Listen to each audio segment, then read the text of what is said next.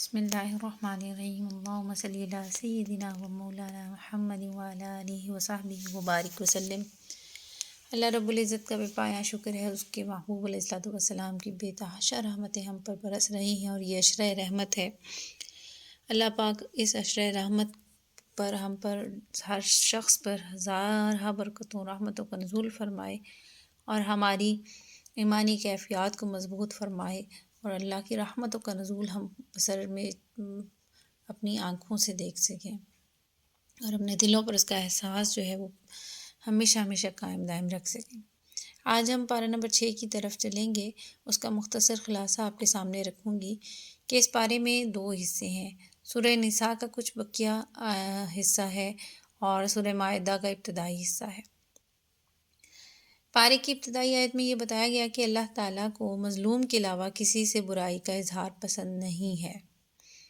یعنی جب کوئی برائی کسی جماعت میں پھیل رہی ہے تو اس کا ذکر عام طور پر کیا جائے، اس کو کسی فرد یا گروہ یا کسی اشخاص کے ساتھ برائی کا تعین کر کے ذکر کرنا اس سے منع کیا گیا۔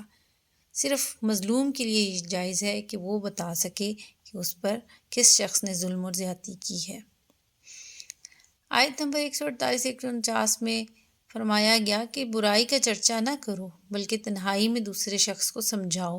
جو بندہ دنیا میں کسی بندے کے عیب چھپائے گا، قیامت کے دن اللہ رب العزت اس کے عیب چھپائے گا۔ صحیح مسلم شریف کی حدیث پاک ہے۔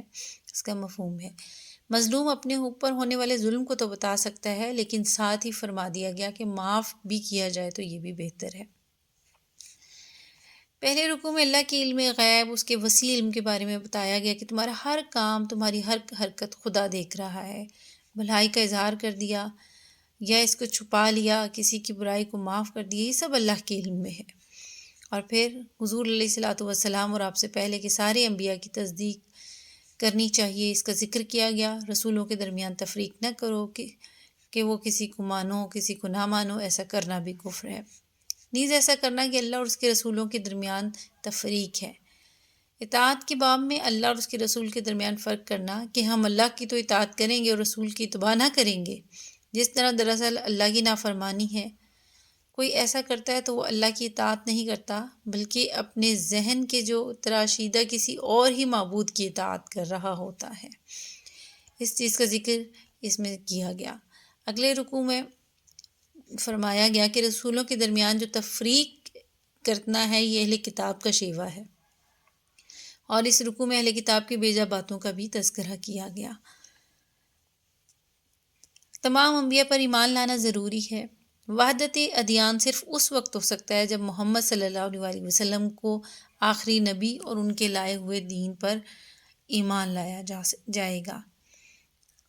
مومنین اور کفار میں فرق بتایا گیا کہ مومن سب انبیاء پر یکساں ایمان رکھتے ہیں، جبکہ کفار ان میں تفریق کرتے ہیں۔ آگے چلتے ہی اہل کتاب کی شرانگیزیوں کا ذکر کیا گیا کہ انہوں نے اللہ کو اعلانیہ دیکھنے کا مطالبہ کیا، عہد کو توڑا، آیات اللہ کو جھٹلایا، ظلم کیا، سود کھایا، مریم پر بہتان لگایا اور عیسیٰ علیہ السلام کے قتل کا دعویٰ کیا، حالانکہ ایسا نہیں ہوا تھا۔ اللہ رب العزت نے عیسیٰ علیہ السلام کو بچا کر اوپر اپنے پاس اٹھا لیا تھا، اور فرمایا گیا وَمَا قَتَلُوهُ وَمَا صَلَبُوهُ وَلَكِنْ شُبِّهَ لَهُمْ، کہ انہوں نے نہ عیسیٰ کو قتل کیا نہ صلیب پر چڑھایا، بلکہ معاملہ ان کے لیے مشتبہ کر دیا گیا۔ اور پھر مسلمانوں کو یہاں پر دنیا پرستی سے روکا گیا، حلال و حرام کا لحاظ رکھنے اور احکام الہی کی سختی سے پابندی کرنے کی تاکید اور ہدایت کی گئی۔ اور مریم علیہ السلام پر بہتان کا ذکر بھی اسی رکوع میں کیا گیا۔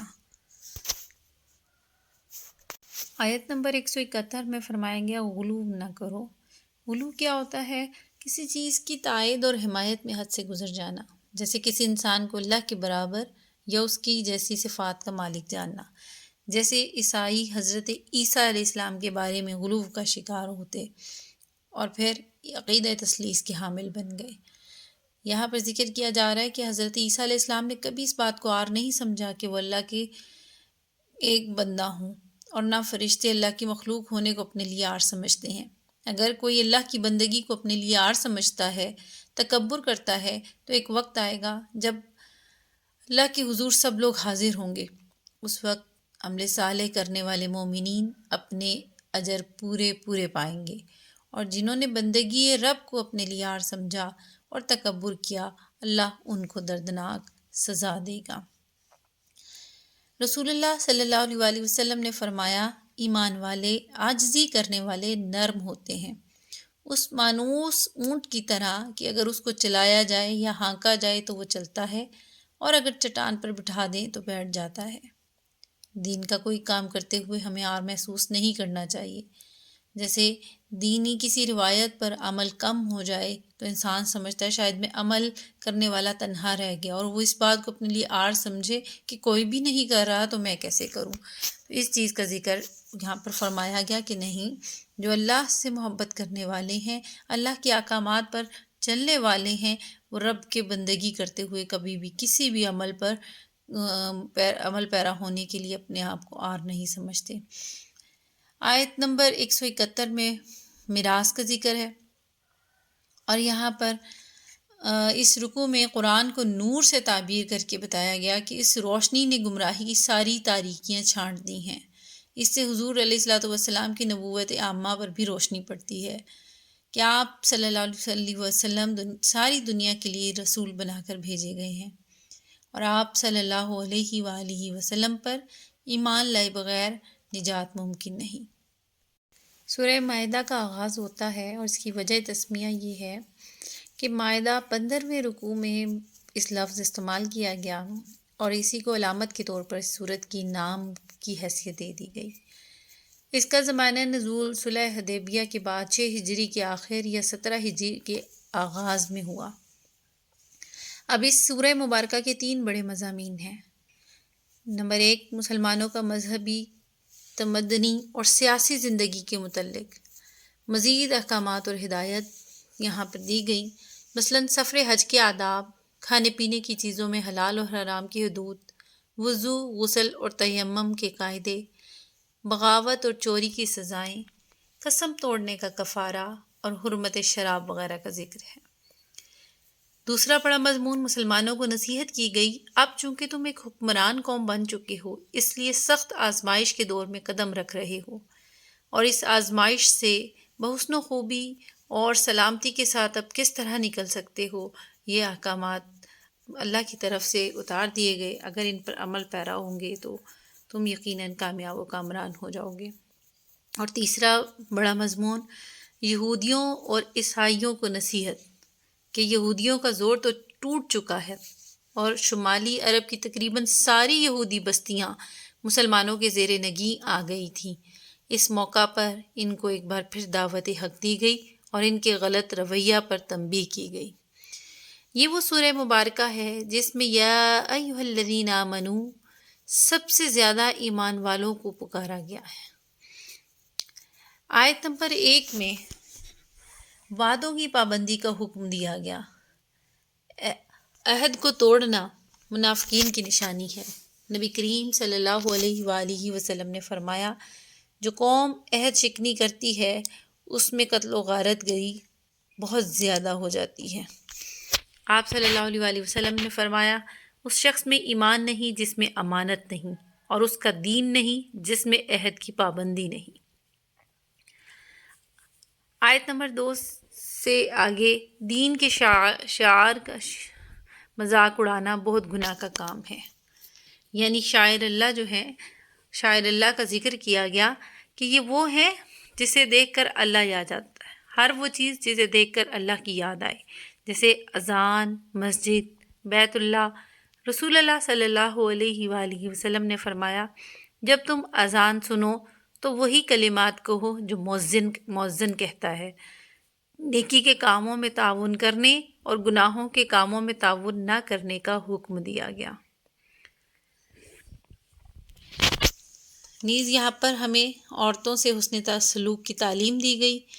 یہ تعلیم ہے کہ عورت اور مرد کے درمیان نکاح ہی کے ذریعے جائز تعلقات ہونے چاہیے۔ پوشیدہ آشنائی وغیرہ سخت گناہ ہے، اور پھر آگے چل کر اسلام کی آخری مذہب ہونے کا اعلان کر دیا گیا یعنی دین کی تکمیل اللہ کا احسان ہے۔ فرمایا گیا الیوم اکملت لکم دینکم واتممت علیکم نعمتی ورضیت لکم الاسلام دینا۔ آج میں نے تمہارے لیے تمہارا دین کامل کر دیا اور تم پر اپنی نعمت تمام کر دی اور تمہارے لیے اسلام کے دین ہونے کو پسند کر لیا۔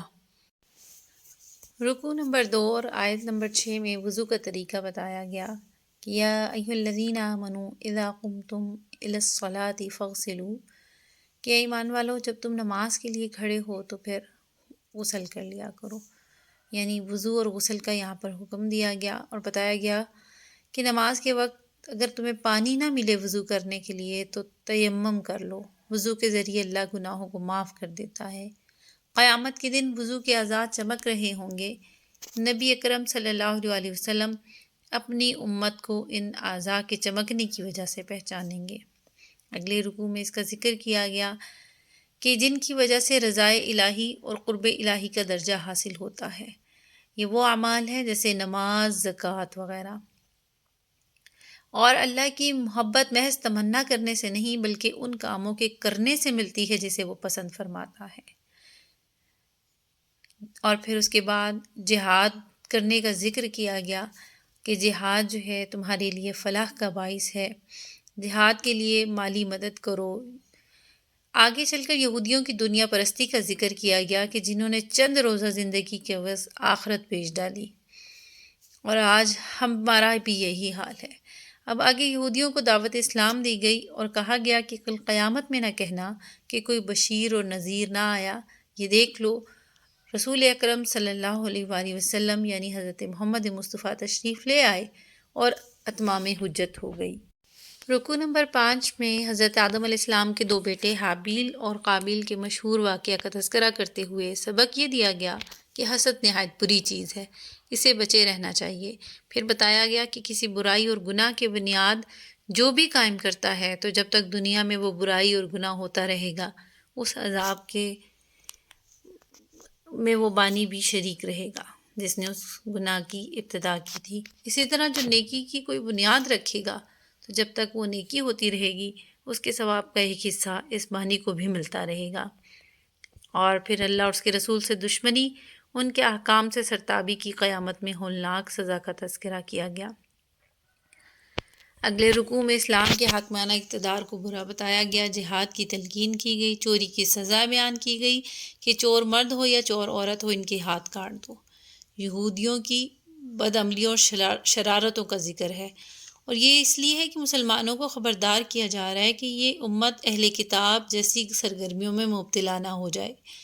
جو پھر حشر ان یہودیوں کا ہوا، ان پر اللہ کا غضب نازل ہوا، کبھی یہ تمہارے ساتھ بھی معاملہ نہ پیش آئے، اس لیے تم پہلے ہی ان کے احوال کو پڑھ کر خود رک جاؤ اور اپنے لیے عبرت اور نصیحت حاصل کرو۔ اگلے رکوع میں تورات کا تذکرہ کرتے ہوئے فرمایا گیا کہ تورات میں بھی اللہ کے دین کو قائم کرنے کی ہدایت کی گئی تھی اور قرآن میں بھی یہی حکم ہے، لہٰذا اللہ کے دین کو قائم کرنا مسلمانوں کا اولین فریضہ ہے۔ جو اللہ کے احکام کے مطابق فیصلے نہیں کرتے وہ کفر کی روش پر رہتے ہیں۔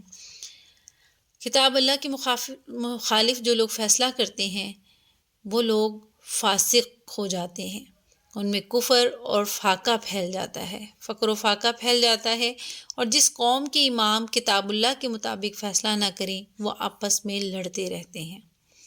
پھر بتایا گیا کہ اسلام سے ہٹ کر جو بھی طریقہ ہے وہ جاہلیت کا طریقہ ہے، ہر کام اللہ کی رضا اور رسول اللہ صلی اللہ علیہ وآلہ وسلم کے طریقوں کے مطابق کرنا چاہیے۔ اور پھر ہمیں اگلے رکوع میں رکوع نمبر 8 پہ منع کیا گیا، اس کی آیت نمبر 51 سے 57 تک، کہ یہود و نصارہ اور باقی کفار سے دوستی نہ کریں۔ کیوں؟ اس کی وجہ یہ بتائی گئی کہ ان کی صحبت کا اثر تم پر بھی ہوگا اور تم انہی کی طرح ہو جاؤ گے۔ آیت نمبر 54 میں فرمایا گیا اگر مسلمان اپنے دین سے پھر جائیں تو اللہ کیسے لوگوں کو لائے گا۔ بتایا گیا کہ وہ اللہ ایسے لوگوں کو لائے گا جو اللہ سے محبت کرتے ہوں گے، مومنوں پر نرم اور کفار پر سخت ہوں گے، جہاد کرنے والے، بلا خوف اور جھجک دین پر سختی سے عمل کرنے والے۔ رسول اللہ صلی اللہ علیہ وآلہ وسلم نے فرمایا اللہ مال سب کو دیتا ہے لیکن ایمان اس کو دیتا ہے جس سے محبت کرتا ہے۔ رکوع نمبر 10 میں فرمایا گیا یا ایھا الرسول بلغ ما انزل الیک من ربک، کہ نبی کریم صلی اللہ علیہ وآلہ وسلم جو آپ کے رب نے آپ کی طرف نازل کیا آپ وہ سب لوگوں تک پہنچا دیں۔ اس رکوع میں رسول اللہ صلی اللہ علیہ وآلہ وسلم کو دعوت و تبلیغ کا حکم دیا گیا۔ عیسائیوں کے مشرکانہ عقیدوں کا تذکرہ ہے، حضرت عیسیٰ علیہ السلام اور حضرت مریم علیہ السلام کی فضیلت بیان کی گئی، اور پھر بتا دیا گیا کہ خدا کے ہاں یہودی، عیسائی، مجوسی، مسلم یہ نام جو ہے ان سے کامیابی نہیں ملے گی، ہاں اللہ کے ہاں وہی شخص کامیاب ہوگا جو اللہ اور آخرت پر ایمان رکھتا ہو۔ آخر میں آخری رکوع اس پارے کا فرمایا گیا کہ یہودیوں اور عیسائیوں کی خصلتوں جو ہیں مستقل ان کا سلسلہ جو تھا بیان کیا جا رہا تھا۔ اب ساتھ ہی اہل کتاب کی گمراہی کا ایک بڑا سبب بتایا جا رہا ہے کہ سوسائٹی میں گناہ ہوتے رہتے تھے مگر اسے کوئی روکنے والا نہ تھا۔ امر بالمعروف اور نہی عن المنکر سے غفلت سوسائٹی کو ہلاکت کے فریب سے دوچار کر دیا جاتا ہے۔ اب ہمیں بھی یہ احساس اپنے اندر پیدا کرنا ہے کہ خود بھی برائی سے بچنا ہے اور امر بالمعروف اور نہی عن المنکر کے فریضہ کو بھی سر انجام دینا ہے، اور اسی لیے ہم دعوت حق دیتے ہیں یا یہ تحریک منہاج القرآن کا حصہ بنیے اور آئیں امر بالمعروف کا فریضہ سر انجام دیتے ہیں۔ پہلے اپنی اصلاح کرتے ہیں، پہلے خود دین کے رستے پر چلتے ہیں، دین سیکھتے ہیں، اور پھر انشاءاللہ دوسروں کو سکھاتے ہوئے اور اچھے اعمال کی طرف راغب کرتے ہوئے اس مجددانہ تحریک کا حصہ بنتے ہیں۔ اللہ رب العزت